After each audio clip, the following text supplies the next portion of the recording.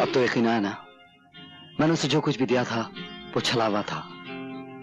वो सुहाग की साड़ी, वो मांग का सिंदूर, वो लाल चूड़ियां।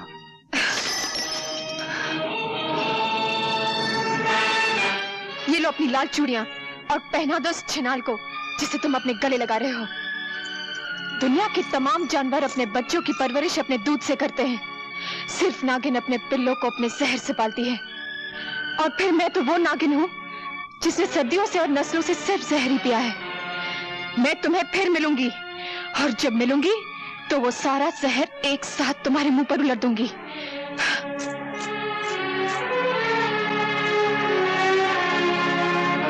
शक्ति सिंह, तुम और यहाँ? हाँ शक्ति सिंह, तुम हमेशा चल के मेरे पास आया करते थे, लेकिन आज मैं खुद तुम्हारे पास आई हूँ।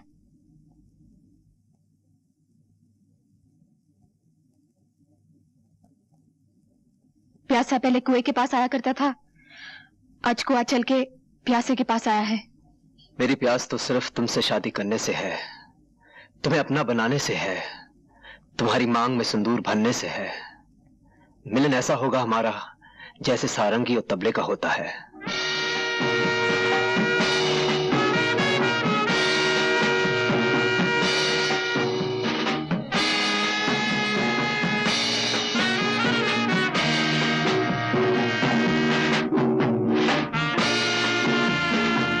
ये मिलन जरूर होगा शक्ति सिंह। मैं अपना हुस्न, अपनी जवानी, जो कुछ भी मेरे पास है, सब कुछ तुम्हारे कदमों में रख दूंगी।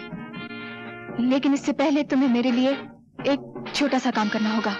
तुम काम बोलो मुन्नीबाई, तुम्हारे मुंह से जो बात निकलेगी पूरी की जाएगी। मैं चाहती हूँ एक बार, सिर्फ एक बार रवि को मेरे सामने खड़ा कर दो। उसके हाथ और उसके पांव पर इख्तियार तुम्हारे होंगे, लेकिन इसके जान पर हक सिर्फ मेरा होगा, सिर्फ मेरा। समझ लो मुन्नीबाई, तुम्हें तुम्हारा हक मिल गया।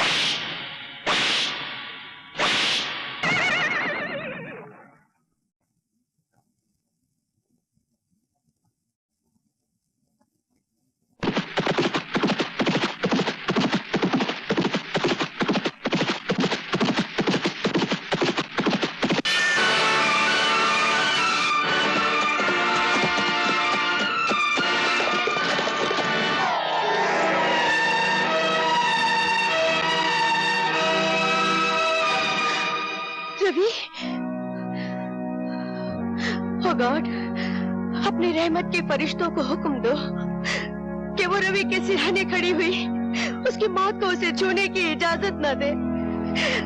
बरसों पहले जो कहानी इस अस्पताल में शुरू हुई थी वो ऐसे अस्पताल में खत्म न हो। कौन सी कहानी माँ? एक औरत की कहानी जिसकी शादी नहीं हुई थी और वो माँ बनने वाली थी। एक बच्चे की कहानी जिसे उसने जन्म दिया और उसे कह दिया गया कि उसका बेटा मरा हुआ पैदा हुआ है। रवि वही बच्चा है जिसकी जिंदगी मैं आज अपने गॉड से मांग रही हूँ। मगर उसकी माँ कहाँ है? ठाकुर प्रेम सिंह की पत्नी सावित्री ही रवि की माँ है। किसकी मंगल कामना करने जा रही हैं आप? मैंने पूछा, किस पति की मंगल कामना करने जा रही हैं आप? कौन हो तुम? यहाँ किस लिए आई हो? हूँ तो एक कोठे वाली और नाम है मुन्नीबाई, लेकिन मैं भी आपकी तरह घरवाली बनना चाहती हूँ। इसीलिए आज करवा चौथ के दिन आपके दरवाजे पर 2 चुटकियां सिंदूर की मांगने आई हूँ। अपने पाँव में बंधे हुए घुंघरू को देखो। और फिर मेरे मंदिर जैसे घर पर नजर करो जहाँ तुम इस वक्त खड़ी हो। आप भी अपने गले में पड़े हुए खानदानी 9 लखे हार को देखिए जो आपके बेटे राजेश ने एक दिन मेरे गले में डाला था, और फिर इस सुहाग के जोड़े पर नजर डालिए जो आपका दूसरा बेटा रवि खुद मेरे पास लेकर आया था। मैं आपके पास आज इसलिए आई हूँ कि आप अपने दोनों बेटों की शादी मुझसे करा दें। विश्वास रखिए, मैं उन दोनों की जिंदगी स्वर्ग बना दूंगी। चुप हो जाओ, शर्म नहीं आती तुम्हें ऐसी बातें करते हुए?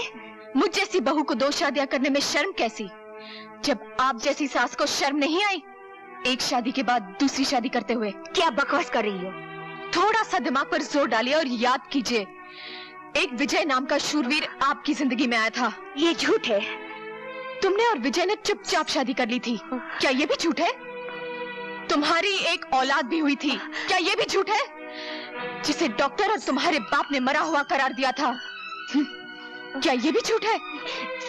क्या चाहिए तुम्हें? सबसे पहले मुझे ये खानदानी 9 लखा हार चाहिए जो अब भी आपके गले की शोभा बना हुआ है, और फिर वो तमाम जेवर चाहिए जो आपने अपने आने वाली बहुओं के लिए तिजोरी में बंद कर रखे हैं।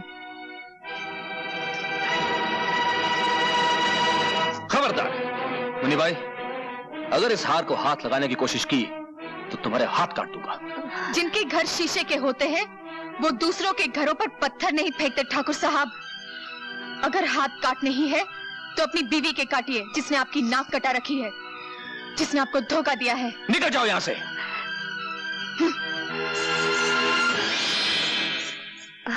अब मैं तुमसे पूछता हूँ सावित्री, जो कुछ इसने कहा क्या वो सच है? इतना बड़ा सच छुपाया तुमने मुझसे, अपने पति से, जिसे तुम परमेश्वर मानती थी? मैं पूछता, इतना खूबसूरत धोखा क्यों किया तुमने मेरे साथ? क्यों किया, आखिर क्यों? वक्त से बढ़कर धोखेबाज और कोई नहीं होता। जो सच्चाई कड़वी हो उसे छुपाना कोई पाप नहीं है। जो सच्चाई बोलने से घर में आग लग जाए उसे ना बोलना ही ठीक है। मरते वक्त मेरे पिताजी ने मुझसे ये वचन लिया था, पर आज जब आप सब कुछ जान गए हैं तो और एक सच्चाई भी जान लीजिए। मेरे स्वर्गीय पति की संतान रवि है।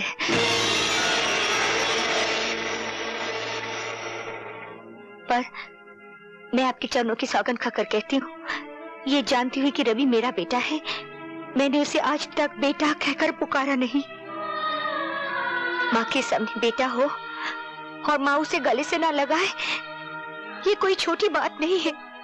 बड़े बड़े कारनामे हैं तुम्हारे, छोटा काम तो तुमने कभी किया ही नहीं ना। मेरे बेटे राजेश को जानबूझकर इतना प्यार दिया कि वो गलत रास्ते पे चला जाए। ममता का नाटक करके जहर दिया तुमने उसे, और एक माँ होकर धीरे धीरे उसे गुनहगार बना दिया, और फिर अपने असली बेटे को एक देवता के रूप में मेरे सामने पेश कर दिया। ये सच नहीं है। मैं जिंदा नहीं छोड़ूंगा तुम्हें। बाबूजी,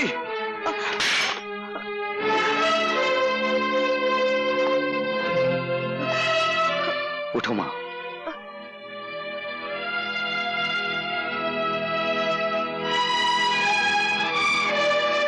भगवान की निगाहों के सामने कोई गिरा हुआ नहीं होता। बाबूजी, पहाड़ से फेंका हुआ आदमी शायद बच जाए, लेकिन नजरों से गिरा हुआ आदमी कभी नहीं बचता, और आज आप मेरी नजरों से गिर गए। रवि, मैं इतना ऊंचा नहीं सुनता कि गिरे हुए आदमी की बात ना सुन सकूं। मेरी माँ कितनी महान है, आपकी मर्यादा रखने के लिए इसने कितना बड़ा त्याग किया है। कोई माँ अपने बच्चे से दूर नहीं रह सकती, लेकिन मेरी माँ ने वो करके दिखाया है कि सारी नारी जाति को गर्व होना चाहिए। नीच कमीने मेरे ही टुकड़ों पर पलता और मुझसे जबान लड़ाता है। अगर तूने जलील औरत की हिफाजत करनी, बाबूजी, अभी तक इस हाथ ने आपको बचाने की कोशिश की है, क्योंकि वो मेरा परम धर्म था। लेकिन मां पर अगर किसी ने हाथ उठाया तो यह हाथ मां के बेटे का फौलादी हाथ बन जाएगा, और मां की हिफाजत करना मेरा परम धर्म होगा। चलो मां। नहीं रवि, मैं इन्हें छोड़कर कहीं नहीं जाऊंगी। मैं इस घर में डोली में बैठ कर आई थी, अब तो इस घर से मेरी मिट्टी उठेगी। मेरे लिए तुम मिट्टी ही हो, जब चाह उठ जाओ। सुना मां, लेकिन मेरे रहते हुए उन लोगों की मिट्टी उठेगी जो तुम्हारी मिट्टी खराब करना चाहते हैं। चलो।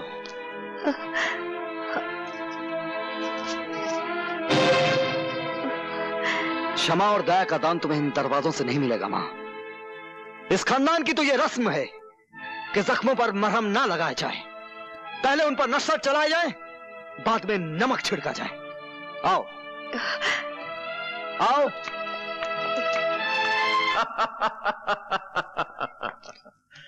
शाबाश मुन्नी भाई, शाबाश। बरसों के बाद आज वो दिन आ गया है बेटे, जिसका हमें इंतजार था। लोहे की वो दीवार चकनाचूर हो गई है जो आज तक प्रेम सिंह को मुझसे बचाती रही। आज हम सबको अपना अपना हिसाब चुकता करना है। तुम्हें अपना हक मांगना है अपने बाप से, मुन्नी बाई को अपने घायल प्यार की कीमत मांगनी है रवि से, और शक्ति सिंह को अपनी मोहब्बत की खातिर अपनी जान की बाजी लगानी है, और मुझे अपनी नफरत की आग ठंडी करने के लिए प्रेम सिंह का खून पीना है। और राजेश, आओ मेरे साथ, हम दोनों की मंजिल एक है। और तुम शक्ति सिंह मेरे साथ आओ। अगर तुमने रवि का किस्सा तमाम कर दिया तो मेरे तमाम इनकार तुम्हारे सामने हथियार डाल देंगे।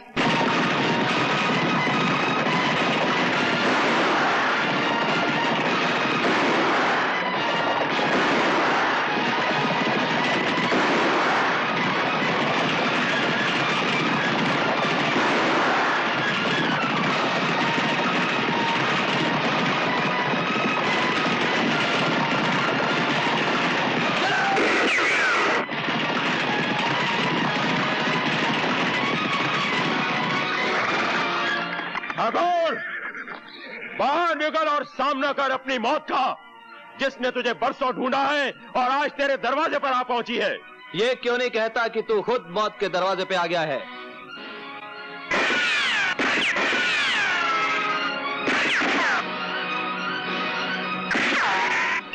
राजेश, हवेली के अंदर से सिर्फ एक बंदूक आग उगल रही है।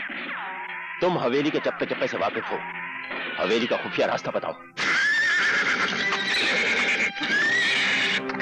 रवि, आज फिर किसी जगह जुल्म की आंधी उठी होगी, किसी सुहागन का सिंदूर खतरे में पड़ गया होगा। बेटा, तू जल्दी जा, जल्दी जा।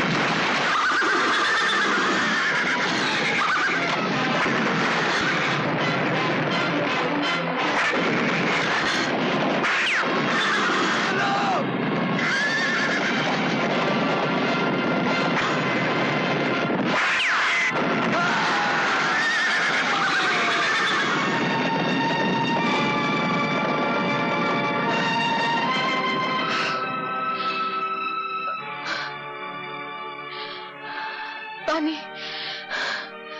पानी, पानी।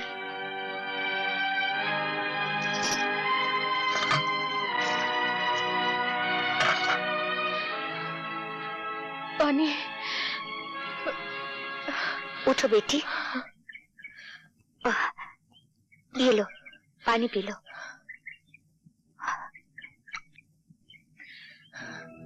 आपने मुझे बेटी कहा?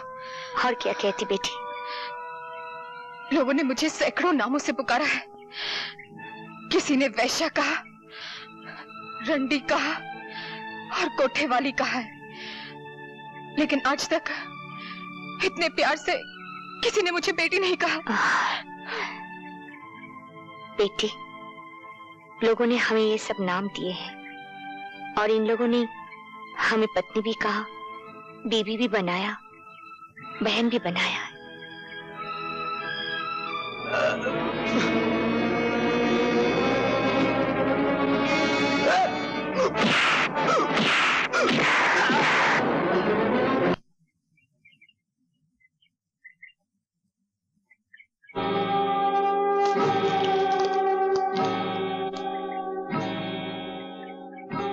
ठाकुर,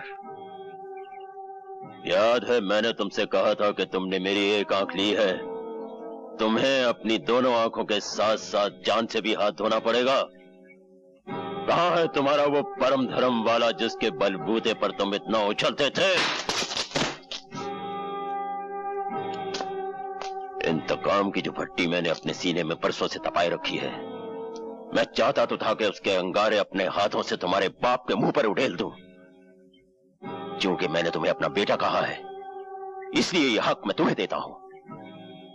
ये लो पिस्तौल और उतार दो सारी की सारी गोलियां अपने बाप के सीने में, जिसने तुम्हें जायदाद नहीं दी, दौलत नहीं दी, बाप का प्यार नहीं दिया, दी है तो सिर्फ मुंह भरकर गालियां और जमाने भर की ठोकरें। चलाओ गोली और खत्म कर दो इस बाप बेटे के झूठे नाटक को हमेशा के लिए।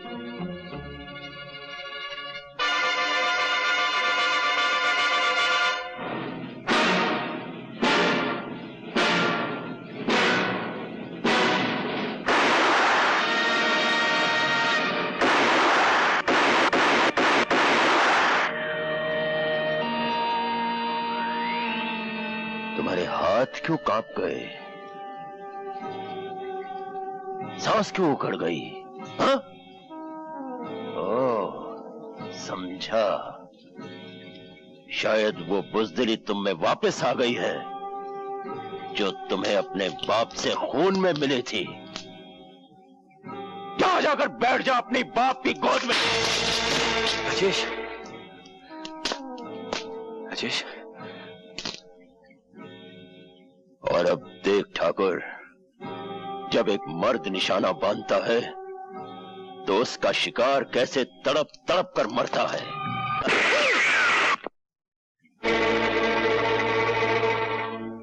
एक आंख के अंधे, अपने दोनों कानों से सुन, यह तेरी तीसरी और आखिरी गलती है। अब की बार मैं तुझे माफ नहीं करूंगा। अपने कुत्तों से कह दे अपने बंदूकें फेंक दे, वरना एक गोली तेरे सीने में उतार दूंगा। बंदूकें फेंक दो।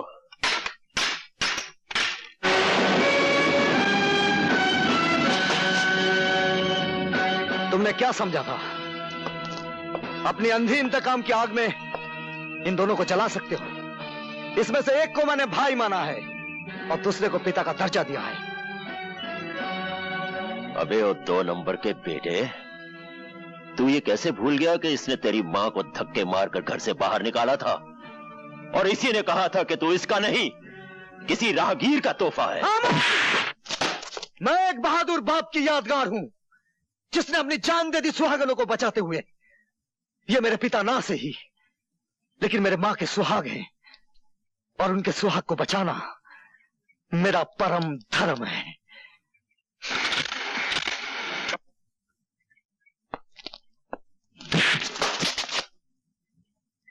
रुक जाओ, फेंक दो बंदूक।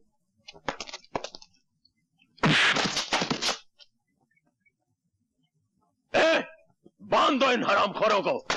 मैं तुम्हें मामूली मौत नहीं मारूंगा, मैं तुम्हें जिंदा जला के मारूंगा।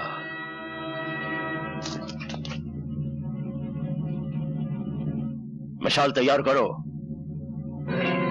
ठहरो शमशेरा, ये मेरा शिकार है। जिस तरह इसने मेरे दिल को जलाया है, उसी तरह आज मैं इसे जला दूंगी। शाबाश मुन्नी भाई।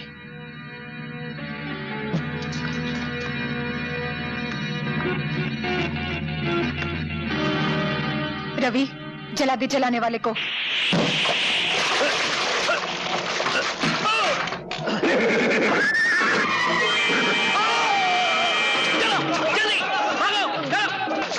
राजीव बाबू, अब यहाँ क्या खड़े? वहाँ पता है? ओह, लेकिन आपको बांधा किसने? अरे शमशेरा ना, और किसने? शमशेरा, पूरा बच्चा क्या तेरा?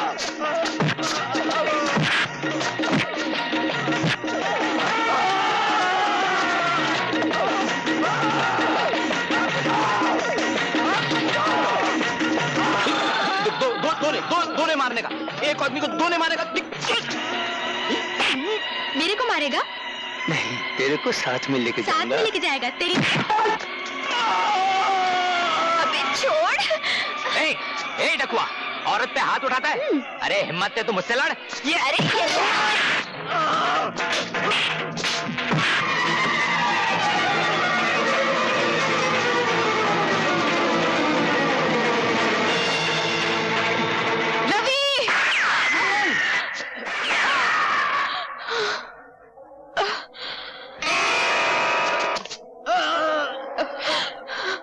रवि, तुमने मेरी मौत अपने सर पे क्यों ले ली? रवि, मैं तुम्हें अपना दूल्हा तो नहीं बना सकी, सोचा कि तुम्हारी मौत को ही अपने गले लगा लूं। मैं उम्र भर तवाइफ कहलाती रही हूँ, लेकिन मैं तवाइफ रहकर मरना नहीं चाहती। अगर हो सके तो मुझे अपनी सुहागन बना दो रवि।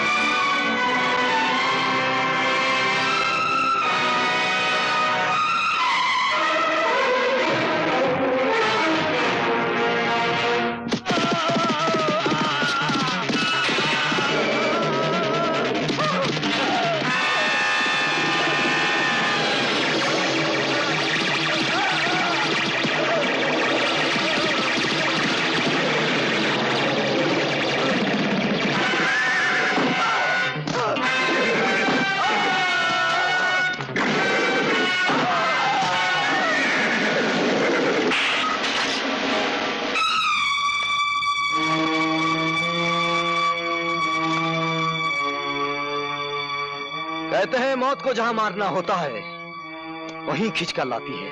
ये भगवान और ये फरिश्ता गवाह है कि ये वही जगह है।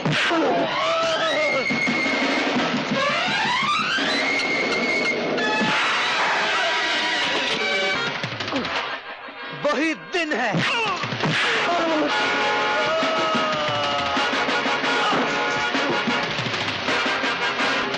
विजय, विजय, नहीं विजय, विजय। मरते वक्त हर गुनाह की तस्वीर सामने आ जाती है।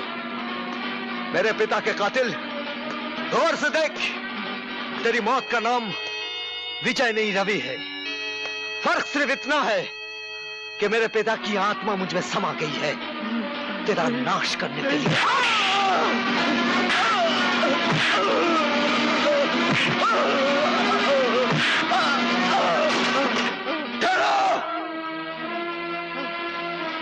माँ, अगर शमशेरा को कुछ हुआ तो तुम्हारी माँ का क्रियाक्रम यहीं हो जाएगा।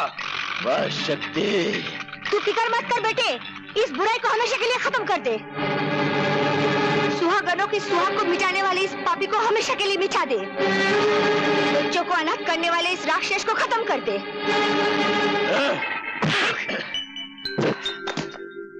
तूने ठीक ही कहा था हरामी की औलाद, ये वही जगह है, वही वक्त है और वही माहौल।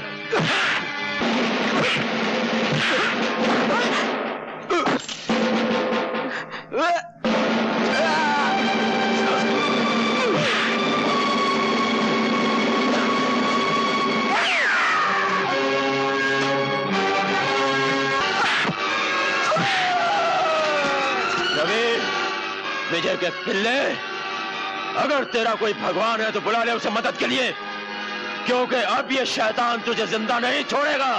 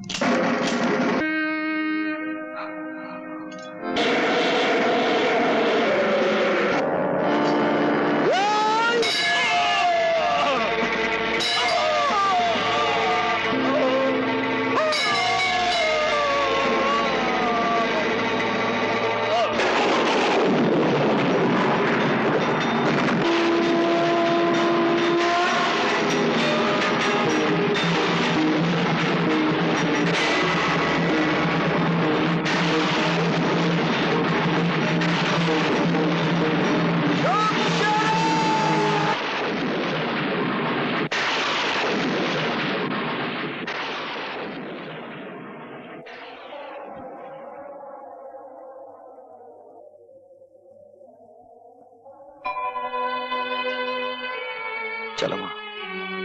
रवि,